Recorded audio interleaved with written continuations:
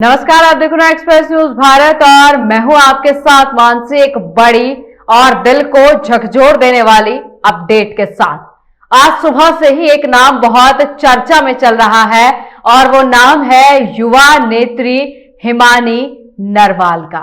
ये नाम लेते ही आधे लोग समझ गए होंगे, या मुझे लगता है जितने भी दर्शक देख रहे होंगे वो समझ गए होंगे कि हिमानी नरवाल का जिक्र क्यों हो रहा है।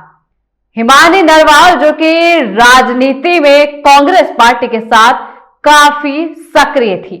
हमने कहा कि वो नेत्री, युवा नेत्री काफी सक्रिय थी। जी हां, क्योंकि अब हिमानी नरवाल इस दुनिया में नहीं है।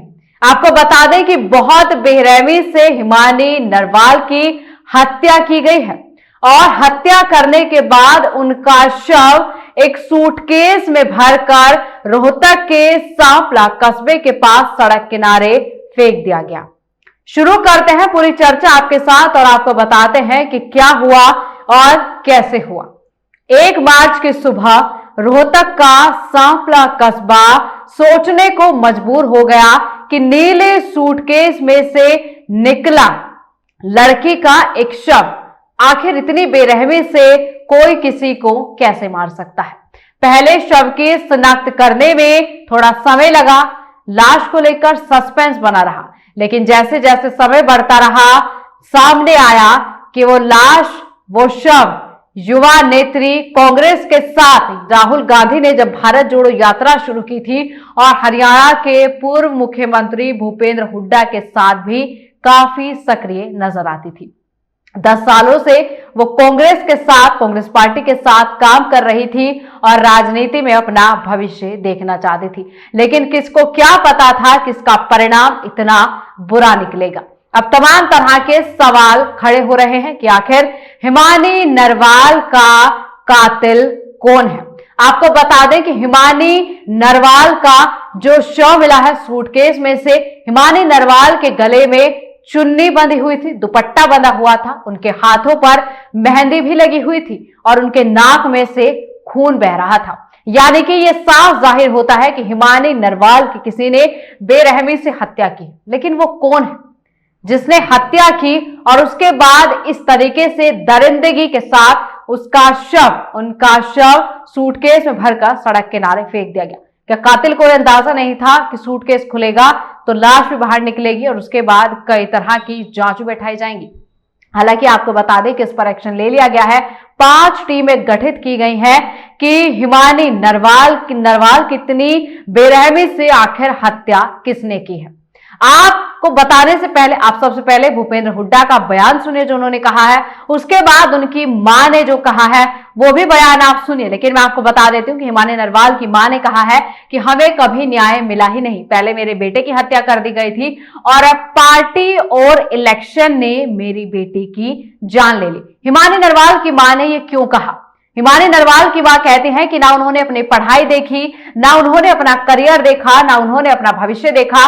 उन्होंने कहा मैं सिर्फ कांग्रेस के लिए काम करना चाहती हूं। वो आशा हुड्डा के भी संपर्क में थी, भूपेंद्र हुड्डा के संपर्क में भी थी, यानी कि वो कांग्रेस के लिए बेहद ही सक्रिय नेता कहीं या फिर कार्यकर्ता कहीं वो काम करती थी। हरियाणा में भी चुनाव हुए थे तो हिमानी नरवाल की भागीदारी सक्रिय रूप से साफ देखी जा सकती थी। लेकिन किसी को क्या पता था कि इलेक्शन और ये पार्टी, क्योंकि ऐसा हम नहीं कह रहे, ऐसा हिमानी नरवाल की मां कह रही है कि आरोपी पार्टी के ही है और किसी ने मेरी बेटी की जान ले ली है। किसी को ये अच्छा नहीं लग रहा था, ये किसी को पच नहीं रहा था कि इतनी कम उम्र में कोई लड़की राजनीति में इतना आगे कैसे बढ़ सकते। देखिए अब कहानी पर पूरा सस्पेंस बना हुआ है। हालांकि पुलिस प्रशासन पर भी काफी सवाल उठ रहे हैं और आने वाले वो युवा जो भविष्य में राजनीति करना चाहते हैं उनके लिए भी ये एक सबक होगा कि राजनीति करने में उसका परिणाम क्या निकलता है। क्या जो हिमानी नरवाल के साथ हुआ आने वाले कुछ और के साथ भी वैसा ही होगा? आखिर क्यों अभी तक कांग्रेस ने इस पर कोई प्रतिक्रिया नहीं दी है? कांग्रेस पार्टी के किसी भी बड़े पॉलिटिकल लीडर का कोई बयान अभी तक सामने नहीं आया है। ये घोर लापरवाही या एक बड़ी साजिश की तरफ इशारा करता है। पहले आप भूपेंद्र हुड्डा का बयान सुनिए और हिमानी नरवाल की मां रोते बिलखते क्या कह रही हैं वो भी सुनिए। बड़ी दर्दनाक घटना है।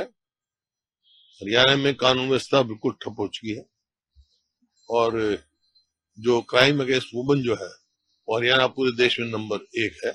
2022 की सीआरपी इसकी क्राइम रिकॉर्ड की बात है, क्राइम रिकॉर्ड की बात है, क्राइम रिकॉर्ड। और जो ये घटना है इसकी तुरंत जांच होनी चाहिए। मैं संपर्क में हूँ पुलिस वालों के, और एसपी से भी बात हुई मेरी। वो उम्मीद कर रहे हैं कि शाम तक कोई ना कोई सुराग मिल जाएगा। तो मैं तुरंत इनसे कहा ये करके और दोषी को कड़ी से कड़ी सजा दी जाए। भारत जोड़ो तो इच्छा अनुसार गए थे, वो सब कांग्रेसी कार्यकर्ता थे। जो लोग हो सकते हैं जिन्होंने किया है, तो पार्टी के अंदर से भी हो सकते हैं, रंजिश कोई जो भी हो, दोषी तो दोषी है, पार्टी के अंदर है बाहर है, जो भी दोषी है उसको कड़ी से कड़ी सजा मिलनी चाहिए। यही मैंने कहा है और ये होना भी यही चाहिए।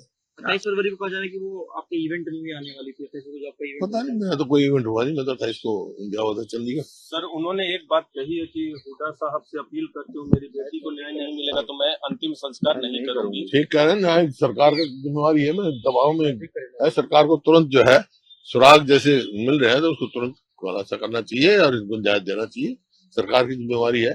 जो कानून व्यवस्था ठप हो चुकी है हरियाणा में, ये देखे ना, मैं आपको देखूं, ये कानून व्यवस्था मर्डर के बारे में तीसरे नंबर पे है देश में जी, है जी।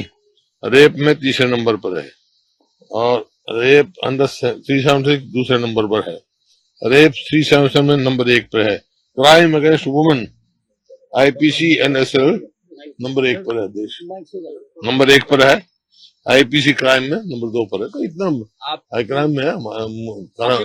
अभी लास्ट टाइम आपकी परिवार से बात हुई? नहीं, परिवार से मेरा कोई संपर्क नहीं। वो तो कार्यकर्ता थी, आती थी कभी नहीं। अभी उसके बाद जो ये खबर आई उसके बाद से परिवार से कुछ बात करी? नहीं, मेरे संपर्क में नहीं है, लेकिन मैं पुलिस के संपर्क में हूँ और वहाँ के लोकल नेताओं का है भाई, वो जानकारी ले और तो जल्दी से जल्द उसको इंसाफ। नहीं, मेरी एसपी से बात हुई है, कमिश्नर सबसे बात हो रही है। कांग्रेस पार्टी के लिए मेरी बेटी ने अपनी जान तक दांव पे लगा दिया। जाति दुश्मनी हर वक्त उनके साथ रहती थी, क्योंकि मेरी बेटी ने मतलब 10 साल से अपनी पढ़ाई को भी मतलब साइड में रख के घर की तरफ ना ध्यान देते, सिर्फ इलेक्शन के पीछे, और सिर्फ यही इलेक्शन और पार्टी मेरी बेटी की जान लेगी, क्योंकि उसकी दुश्मनी उसी के कारण बनी है। मैं हुड्डा साहब से यही चाहती हूँ कि मेरी बेटी को, ये पार्टी के भी हो सकते हैं, दोस्त भी हो सकते हैं, आईडी नहीं चेक करो, पार्टी के भी हो सकते हैं। कभी आपकी बेटी ने बताया आपको कि ऐसा कुछ नहीं था। पार्टी सिर्फ मेरी बेटी का ये था कि पार्टी के कारण उसकी मतलब अब रंजिश हो रही थी, क्योंकि ये चाहते थे ये इतनी छोटी उम्र में हमारे से आगे कैसे बढ़ गई। बहुत लोगों से मतलब कहाँ जा रही थी वो? एक दिन पहले कहाँ गई थी वो? हाँ जी, कहाँ गई थी वो? एक दिन पहले? एक दिन पहले वो कहीं नहीं गई, एक दिन पहले वो घर पे ही थी। 28 तारीख को भी वो घर पे ही थी, दोपहर तक। वो कहीं नहीं गई, वो जाने का मौका ही नहीं मिला। अच्छा, तो आपको क्या लगता है जो हिमानी जी आपकी बच्ची थी, उनके पीछे क्या लगता है? कोई पार्टी के भी हो सकते हैं, जिनसे मतलब जिनको रंजिश थी के भी आगे बढ़ रही है। माता जी, आपको कब पता चला इस बारे में? क्या कब पता चला, कैसे जाना? कल 10 बजे हमें तो पुलिस थाने से फोन आया। हाँ जी, 3 बजे पता चला। सर जी, मैं यही रिक्वेस्ट अपील करती हूँ, मैं हुड्डा साहब से, आशा हुड्डा से, उनके बहुत नजदीक थी मेरी बेटी, कि मेरी बेटी को मतलब न्याय नहीं मिलेगा तो मैं अपनी बेटी का संस्कार नहीं करूंगी, और मुझे न्याय मिलना चाहिए, क्योंकि मेरी बेटी ने मतलब अपनी जवानी, अपनी पढ़ाई, मेरी बेटी ने कोई पारिवारिक रंजिश भी थी क्या? क्योंकि आपके एक बेटे की भी कहते हैं कि रंजिश वो फिलहाल उसकी कोई वो नहीं थी। हमें वैसे डर के हम रहते थे, इस बात कारण ही मैं अपने बेटे को बीएसएफ कैंप लेके गई यहाँ से, भाई मेरा बेटा मतलब किसी के। आप सभी ने सुना कि हिमानी नरवाल की मां कह रही हैं कि हमें न्याय मिलना चाहिए, और अगर हमें न्याय नहीं मिलता है तो मैं अपनी बेटी का अंतिम संस्कार नहीं करूंगी। हिमानी नरवाल का शव इस हालत में देखकर मन में कई तरह के सवाल खड़े होते हैं कि आखिर क्या था, क्यों हुआ और कैसे हुआ।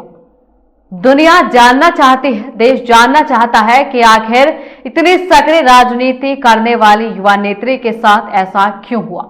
क्या कोई राजनीतिक रंजिश थी या फिर कोई उनके व्यक्तिगत संबंध थे? अगर व्यक्तिगत संबंध थे तो इस तरह की हालत क्यों हुई, और अगर राजनीतिक रंजिश भी थी तो उसके बाद ऐसा क्यों हुआ। देखिए, अभी कोई भी सबूत सामने नहीं आया है।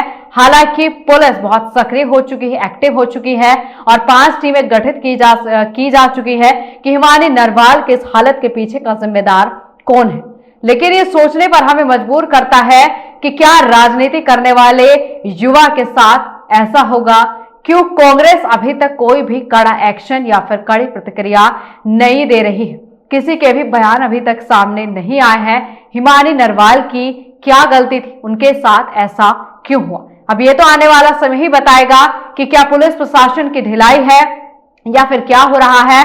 हिमानी नरवाल का अंतिम संस्कार होगा या नहीं होगा? हिमानी नरवाल को न्याय मिलेगा या फिर नहीं मिलेगा? हालांकि भूपेंद्र हुड्डा कह रहे हैं कि दोषियों पर कड़ी से कड़ी कार्रवाई होगी, लेकिन उससे पहले जरूरी है ये जानना कि हिमानी नरवाल के दोषी और कातिल कौन है। फिलहाल के लिए इतना ही।